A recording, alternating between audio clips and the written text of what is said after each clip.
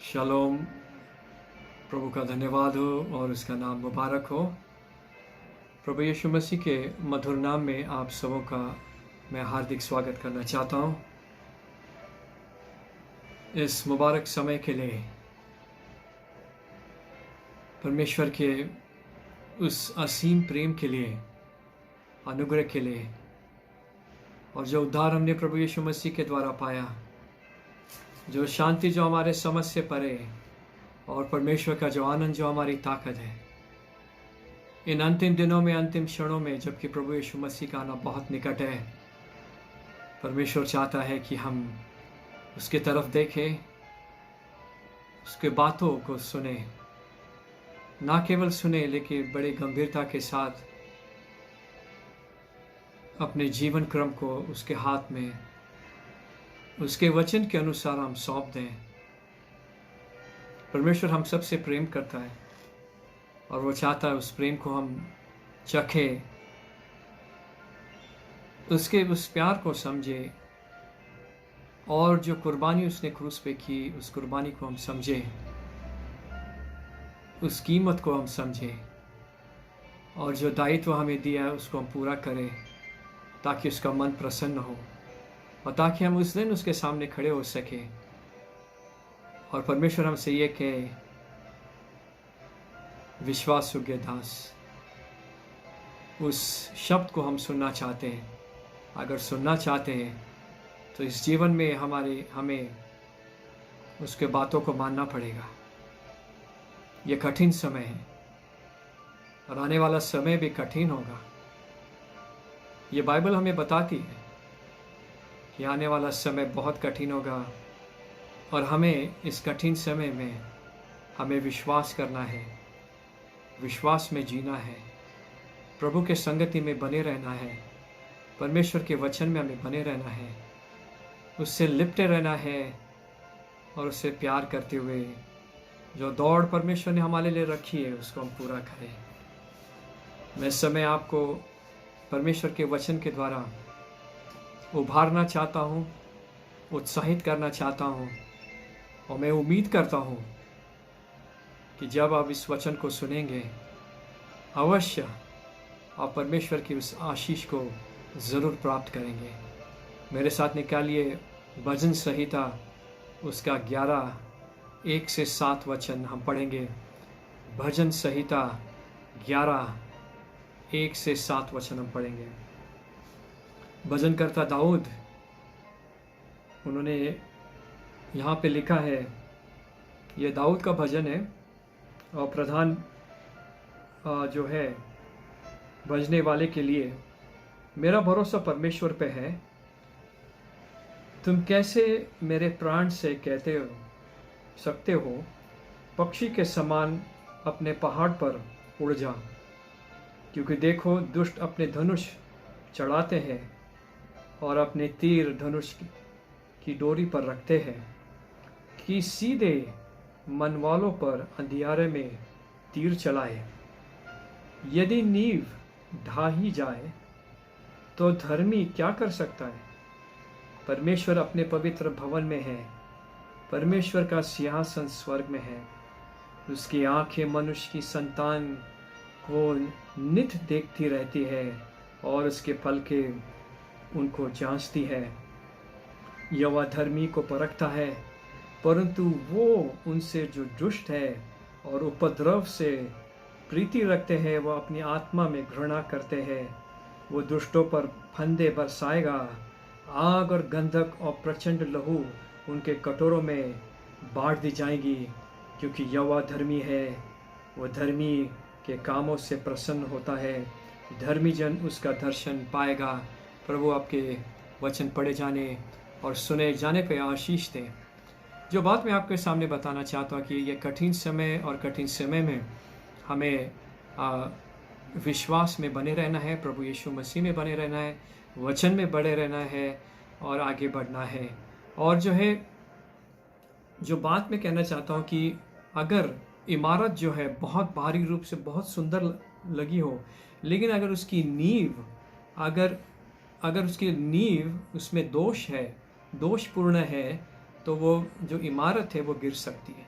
वैसे ही अगर हम बाहरी रूप से हम बहुत अच्छे लग रहे हो और हंस रहे हैं, बातचीत कर रहे हैं और दिखा रहे हैं कि हम बहुत आध्यात्मिक हैं, लेकिन वो शायद वो दिखावा भी हो सकता है। अगर दिखावा है, लेकिन जब तूफ़ान आएंगे, ज़िंदगी में तूफ़ान परेशानी आएंगी, जो अगर नींव मजबूत नहीं होगी तो हम गिर सकते हैं, हम गिर सकते हैं। दूसरी बात यह है कि नींव अगर मजबूत है, तूफ़ान भी आएंगे, हम अगर गिर भी जाएंगे लेकिन हम तुरंत उठ जाएंगे। जो धर्मी 7 बार गिरेगा लेकिन फिर से वो उठ जाएगा। तो बात कहने की मतलब ये कि बात जो है नींव की बात है, बुनियाद की बात है। इन कठिन समय में जबकि परिस्थिति दिन प्रतिदिन बदलती जा रही है और बदलती जाएगी और वातावरण खराब होते जाएगा, इसका मतलब ये नहीं कि हम बड़े हताश और ये रहे, लेकिन हम इसी दौर में भी हम क्रियाशील बन सकते और हम परमेश्वर हमें ऊंचा उठाना चाहता है, हमें उभारना चाहता है। दाऊद के जीवन में भी ऐसे ही था। उस कठिन समय, उस दौर में से गुजर रहा था और उसके सामने काफ़ी परेशानियां थी, चुनौतीपूर्ण दुश्मन थे उसके। और हम देखते कि दाऊद के जीवन में कई चुनौती थी और बहुत समस्या थी। और वो जब वो अपने पिता की भेड़ों की जो रखवाली करते उसी दौरान जो है एक युवा लड़के के रूप में उसके बहुत समस्या थी। एक साधारण अपने पिता की भेड़ों की वो रखवाली करता था और उसने एक शेर का भी सामना किया, एक भालू के द्वारा उसका भी उसने सामना किया। वो राजा शाऊल के द्वारा एक जंगली जानवर के रूप में शिकार किया गया था। उसको ऐसे समझा था कि एक वो इतना परेशान किया शाऊल राजा ने, क्यों किया? क्योंकि वो चुना हुआ अभिषेक राजा था। शाऊल राजा को वो उस चीज़ बर्दाश्त नहीं कर पाई कि दाऊद कैसे राजा बन सकता है। भड़ास और हम कहते गुस्सा और दुष्ट आत्मा से भरकर वो क्या कोशिश करता है कि मैं दाऊद राजा को कैसे मारूं, कैसे ख़त्म करूं। और हमारे जीवन में ऐसे लोग होते हैं कि जो हमें ख़त्म करना चाहते हैं। क्योंकि आप क्यों ख़त्म करना चाहते हैं? क्योंकि आपके जीवन पे अभिषेक है, पवित्र आत्मा का अभिषेक आपके जीवन में फल है, इसलिए तो लोग पत्थर मार रहे हैं। इसलिए तो लोग आप पे चाहते हैं कि आपको ख़त्म करते, लेकिन कोई ख़त्म नहीं कर सकता, आपको कोई हाथ भी नहीं लगा सकता, आपका कोई बिगाड़ भी नहीं सकता। दाऊद के जीवन से हम सीखते हैं, कितनी कोशिश करें, कुछ नहीं कर पाया। और हम देखते हैं उसके अपने बेटे अबसलोम को भी भागना पड़ा। ये है परमेश्वर का सामर्थ्य, ये है पवित्र आत्मा का अभिषेक। आपके जीवन पे आपको कोई हाथ नहीं लगा पाएगा। आप परेशानी आएंगी, समस्या आएंगे, कठिन समस्या आएंगे, आप गिर भी जाओगे, फिर से उठ जाओगे। और एक बिंदु हम देखते दाऊद के जीवन में उसका दोस्तों का सहयोग था। दूसरों को उसका सहयोग था। दाऊद के रास्तों में उनके सलाह देने वाले कुछ लोग उसको कह रहे थे कि अपने पहाड़ पर एक पक्षी के रूप में भाग जाओ, इतनी परेशानी हो रही। लोग आज हमें भी कहते हैं ना, लोग कहते अरे इतने सारे परेशानी, आप चले जाओ, भाग जाओ, छोड़ दो यीशु मसीह को, छोड़ दो कलीसिया को, छोड़ दो दुआ बंदेगी, सारी चीज़ें आप छोड़ दो, चिंता मत, भाग जाओ। ऐसे लोग हैं दुनिया में, लोग जो आपको कहेंगे आप भाग जाओ, लेकिन हम भागने वाले में से नहीं है। हम भागने वाले में से नहीं है, क्योंकि हम परमेश्वर से चुने हुए लोग हैं। हमें कोई भगा नहीं सकता है। हम शैतान को भगाएंगे, लेकिन हम खुद नहीं भागेंगे। जहाँ हमें रखा है हम वहीं पे हम रहेंगे। और जो दोस्त थे दाऊद के, जो सहयोगी थे, उन्होंने परमेश्वर को अविश्वास करने के लिए दाऊद को लुभाया, बहुत सारी मिलावटी की बातें बोली। आज लोग गुमराह करते हैं, उनकी बातें मत मानिए। आप परमेश्वर, उसके वचन और परमेश्वर के जो लोग हैं, वास्तविक जो लोग हैं, जो उनकी बात मानिए, लेकिन और किसी की बात मत मानिए। और दाऊद जानता था कि दौड़ना ये समस्या का निदान नहीं है। आप अगर समस्या से भागोगे, अगर दौड़ोगे, कोई फ़ायदा नहीं, उसका समाधान नहीं होगा, वो समस्या वहीं की वहीं रहेगी। इससे बेहतर है कि वो समस्या का आप सामना करो यीशु मसीह के नाम से। आपके जीवन पे जो अभिषेक है ना, उसको, वो अभिषेक जो है सामने वाले के जो शक्तियाँ हैं, अंधकार की जो शक्तियाँ है, उसको वो तोड़ देगा। दाऊद ने स्थिति पर परमेश्वर की परीक्षा के रूप में देखा। दाऊद ने क्या देखा? ये जो परिस्थिति आ रही है, परीक्षा के रूप में उसने देखा। आप भी, हमें भी, हमारे जीवन में जो परिस्थिति आती है उसको हम परीक्षा के रूप में देखिए। भागने की कोशिश मत करिए। शायद उस परीक्षा के द्वारा आपका आत्मिक चरित्र जो है मजबूत हो सकता है। परमेश्वर आपको कुछ सिखाना चाहता है। शायद आपने कुछ पाप किया, कोई गलती करी होगी, और वो परमेश्वर दिखाना चाहता है कि यहाँ पे पाप हुआ है जिसका अंगीकार करना, माफ़ी मांगनी है। लेकिन उसके जो पाप किया है, उसके जो बातें जो होती है, नतीजा जो है, उसको हमें तो भुगतना पड़ेगा। ये बात है। यहाँ पे परीक्षा होगी। दाऊद के जीवन में परीक्षा बहुत आई, लेकिन वो मजबूत और कायम रहा। और एक बात हम देखते हैं, तीसरा बिंदु है टकराव। दाऊद के दुश्मनों ने उसको नष्ट करने के लिए अपने धनुष और तीर तैयार किए कि इसको कैसे ख़त्म करें। टकराव, हमारे जीवन में भी टकराव होते हैं लोगों के साथ। बिना बात के आप अच्छाई, आप भलाइयाँ करते हो, फिर भी टकराव। वो क्या करते हैं? धनुष और तीर लेके तैयार रहते हैं कि कैसे ख़त्म कर दें, लेकिन आप ख़त्म नहीं होंगे। कोई हमें ख़त्म नहीं कर सकता। जब तक आपका समय नहीं आएगा, आप दुनिया में से आप नहीं जाओगे।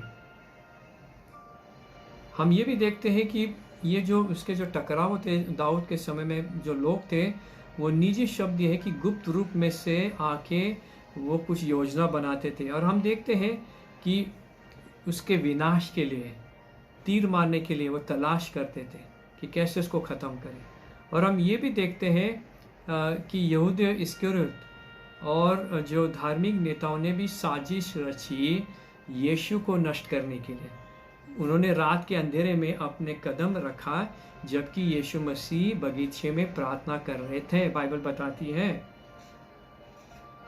क्या किया यहूदा इस्करियोत ने, और जो सारे जो धार्मिक नेताओं ने, उन्हें एक साजिश रची, एक षड्यंत्र रखा कि यीशु मसीह को कैसे पकड़े।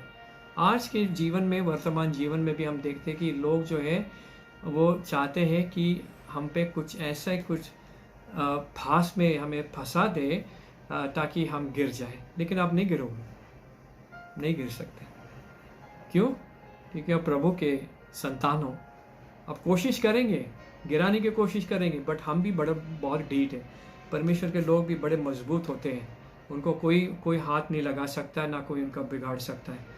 और हम देखते हैं कि इसमें भजन में कहते हैं कि राजा शाऊल जो है ना, उसके शासन काल में भी, हम पुराने नियम में भी देखते, शासन काल में इस दौरान लिखा गया था कि उस समय इजराइल आध्यात्मिक गुरु नहीं था वहाँ पे, और उस दिन अधर्म और अव्यवस्था का अभ्यास किया गया था। और हम देखते हैं कि बहुत सारे ऐसे कानून, अव्यवस्था थी, और उसमें बहुत सारे गड़बड़ियाँ थी। और दाऊद के दोस्त पूछकर उसके कहने लगे, अगर नींव को नष्ट किया दिया जाए तो क्या हो सकता है? नींव ही अगर बर्बाद हो जाए तो आगे आप क्या कर सकते हैं? धर्मी कहते हैं। और हमारे दिन की ये समस्या आज बहुत ये है कि हमने तो बहुत प्रगति करी है। लोग कहते हैं हमने बहुत प्रगति की, लेकिन सांसारिक रूप से तो प्रगति की, शायद पैसे, धन दौलत, लेकिन आज क्या हुआ है? सब खाली हो गया है। सब खाली हो चुका है। लोगों ने जितना भी जोड़ा था, सारे चीज़ें जोड़ी थी, आज क्या है? सारी चीज़ें खाली हो गई है। मन में शांति नहीं है, अशांति है, परेशान है, बेबस हालत में है। समझ में नहीं आता अब क्या होगा, कैसे होगा। समझ में नहीं आता अब छुट्टियां कैसे होगी। हमने वहाँ जाने की सोची थी, वहाँ जाने की सोचे, ऐश करेंगे, वो करेंगे, कुछ नहीं है, कुछ नहीं, सब खाली। जो कहते हैं ना, जो उत्सव जो है, सेलिब्रेशन जो ख़त्म हो चुका, नाच गाना, बैंड बाजा सब बंद हो गया। होटल में डिस्को थी, गाने बजाने सब खामोश, सब शांत हो गया। सब डर डर के जी रहे हैं। सबके मुंह पे कपड़ा है, मास्क लगवा है। सामने वाला जो बातचीत करता है कुछ समझ में नहीं आता है। ये हाल इंसान का हो गया है कि उसके मुंह पे वो ज़्यादा बोल ही नहीं पाता है। ये ऐसी बेबस हालत है। सब बदल गया है, सब बदल गया, और आने वाले समय में और बदलेगा। क्या हुआ? बंधन से, शुरुआत में बंधन से आध्यात्मिक विश्वास तक, आध्यात्मिक विश्वास से साहस तक, स्वतंत्रता के लिए बढ़ से साहस से बढ़े, स्वतंत्रता वहाँ से बहुता तक बढ़े, उसके बाद आशीष से स्वार्थ तक, उसके बाद स्वार्थ से शालीनता तक, शालीनता लेके उदासी और उदासी के से निर्भरता तक, और निर्भरता से फिर बंधन। कितनी दुख बात है, कितनी दुख की बात है। निर्भरता एक समय था, निर्भर था, आत्मनिर्भर, सब कुछ है मेरे पास, गाड़ी घोड़ा है, लंबी नाक है वाली गाड़ी है, हाँ मेरे पास घर है, फ्लैट है, मैंशन है, प्रॉपर्टीज है, अपार्टमेंट है, ये प्लॉट है, वो प्लॉट है, ये है। कहाँ ले जाओगे भैया, कहाँ ले जाओगे? सारा खाली हाथ आए, खाली हाथ चला जाएंगे। आज इंसान उस बंधन में वापस चला गया, सब खत्म हो चुका है। इंसान आज सांस लेने के लिए भी मुश्किल हो रही है सांस लेने के लिए बड़े मुश्किल से, मुंह पे कपड़ा वो मास्क पहन के बड़े मुश्किल से सांस ले रहा है। क्या हुआ? खत्म हो चुका है। क्या हम सीख सकते हैं जो आज हमने पढ़ा? यहोवा पे विश्वास करो, जो विश्वास, परमेश्वर पे विश्वास करो। मुसीबत और परीक्षा के समय में वही हमारा शरण स्थान है। परमेश्वर पे करो, इंसान पे मत करिए। बैंक पे भी विश्वास मत करिए, फिक्स्ड डिपॉजिट पे विश्वास मत करिए, सोने चांदी जेवरात उस पे विश्वास मत करिए। यहोवा पे विश्वास करें, बाइबल के परमेश्वर पे विश्वास करिए। दूसरी बात है, यहोवा का, उसका धन्यवाद करें। हम यीशु मसीह के उस बेशकीमत लहू के द्वारा हम परमेश्वर के उस दया और अनुग्रह के आसन के पास आ सकते हैं, अनुग्रह के सिंहासन पर आ सकते और दया प्राप्त कर सकते हैं, और आवश्यकता के समय सहायता करने के लिए उस अनुग्रह को हम प्राप्त कर सकते हैं। आज हमें अनुग्रह की बहुत ज़रूरत है, हमें उसकी मदद की हमें ज़रूरत है। और हम ये भी देखें कि यहोवा के द्वारा परीक्षण किया जाएगा, हमारे विश्वास की कसौटी होगी, परखा जाएगा, आग से परखा जाए। जैसे सोने को आग से परखा जाता है, वैसे मेरे और आपके विश्वास को परखा जाएगा। यहोवा ने धर्मी को परखने के लिए, उसको उन्हें सिद्ध करने के लिए, ताकि सोने के रूप में सामने आ जाए।